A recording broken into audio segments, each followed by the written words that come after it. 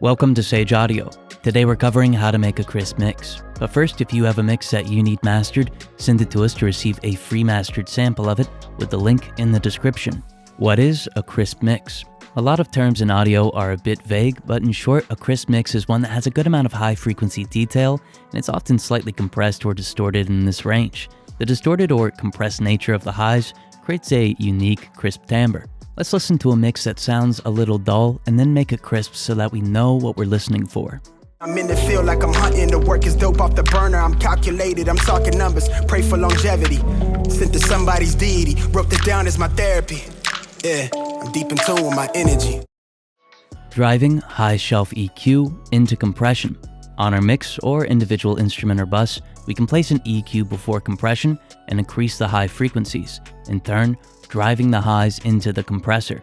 This is called an emphasis technique, and it's going to cause the compressor to work harder on the high frequency range. This is going to cause the aforementioned compressed high frequency range that listeners associate with a crisp sound. Let's listen and notice how the two effects complement one another. I'm in the field like I'm hunting, the work is dope off the burner, I'm calculated, I'm talking numbers, pray for longevity. Sent to somebody's deity, wrote this down as my therapy. Yeah, I'm deep in tune with my energy. If you're enjoying the video, hit the like button. It helps us bring you more videos. Driving high shelf EQ into saturation. Similar to our last chapter, we can drive high frequencies into a saturator for a similar purpose. This time around, our compression is going to be soft knee and more indicative of analog equipment. Additionally, we'll introduce harmonic distortion, filling up the sound and causing a denser sounding high frequency range. Let's take a listen and notice how the sound is similar to our last chapter, but has a unique character that sets it apart. I'm in the field like I'm hunting, the work is dope off the burner, I'm calculated, I'm talking numbers, pray for longevity. Sent to somebody's deity, wrote this down as my therapy. Yeah, I'm deep in tune with my energy. High frequency distortion. It's possible to simply distort high frequencies to achieve a crisp mix. To do this, use a multi-band saturator or distortion plugin like FabFilter's Saturn II or iZotope's Trash plugin. Then isolate the distortion to just the high frequencies, in turn creating harmonics, causing a dense and crisp sound. Let's take a listen to Saturn II being used for this and notice how the highs become significantly more prominent. I'm in the field like I'm hunting, the work is dope off the burner, I'm calculated, I'm talking numbers, pray for longevity. Sent to somebody's deity, wrote this down as my therapy. Yeah, I'm deep in tune with my energy. Only a small percentage of people that watch our videos are subscribed, so if you're enjoying the video, consider subscribing. It's free and you can always change your mind. Quick attack and release on highs. For this trick, let's use a multi-band compressor and on the high frequencies, set a super quick attack and release.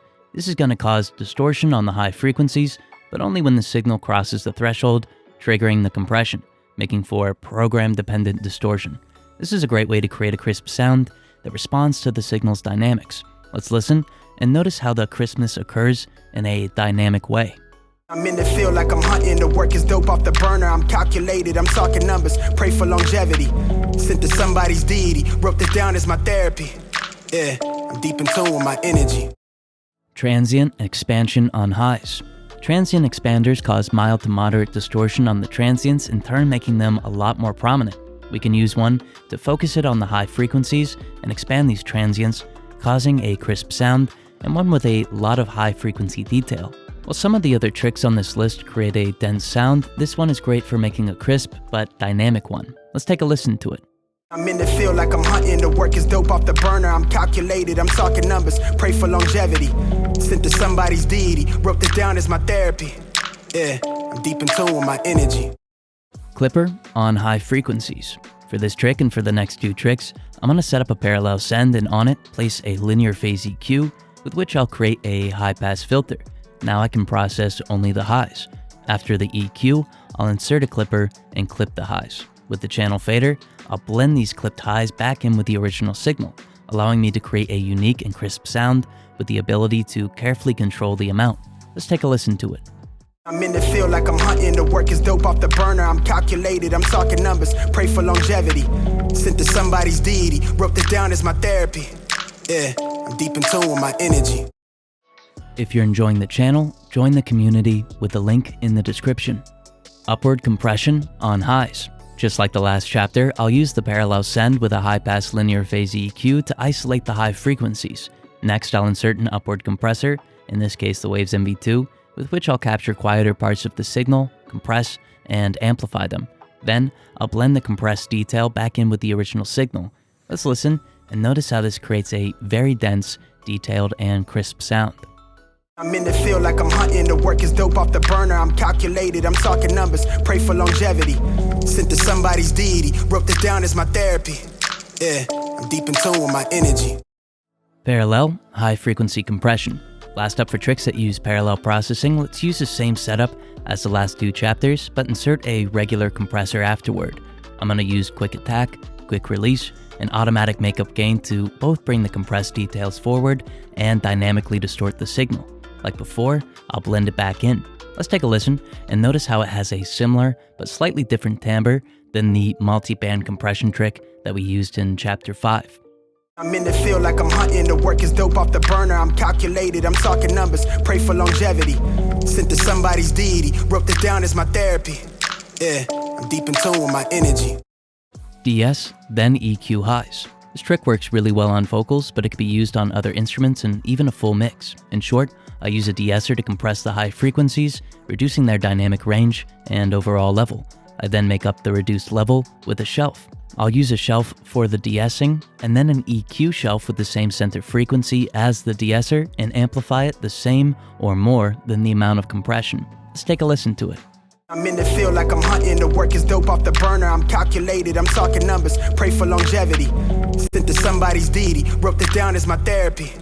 Yeah, I'm deep in tune with my energy. Dynamic shelf without sibilance. If we have a dynamic EQ, we can create a high shelf that responds to the incoming signal, in turn, increasing the dynamic range and the level of the highs. To avoid excessive sibilance, if we use this on a mix bus, we can create a dynamic downward bell over the sibilance. This is going to balance out the sibilance and the highs while causing a dynamic, crisp sound. Let's listen and consider how this trick could be combined with the tricks that we used in chapters 2 and 3. I'm in the field like I'm hunting, the work is dope off the burner, I'm calculated, I'm talking numbers, pray for longevity. Sent to somebody's deity, wrote this down as my therapy. Yeah, I'm deep in tune with my energy. Modulated saturation on highs. Similar to chapter 4, in which we distorted the highs, we can use modulated distortion on the highs to combine a few effects. If we create an envelope follower with Saturn II and shorten its length, we can then attach it to the drive dial. This is going to distort the highs in a program-dependent way and even cause some transient expansion. Let's listen and notice how this creates a dynamic, crisp sound. I'm in the field like I'm hunting, the work is dope off the burner, I'm calculated, I'm talking numbers, pray for longevity. Sent to somebody's deity, wrote this down as my therapy. Yeah, I'm deep in tune with my energy. If you have a mix that you need mastered, send it to us to receive a free mastered sample of it with the link in the description. Thank you so much for watching.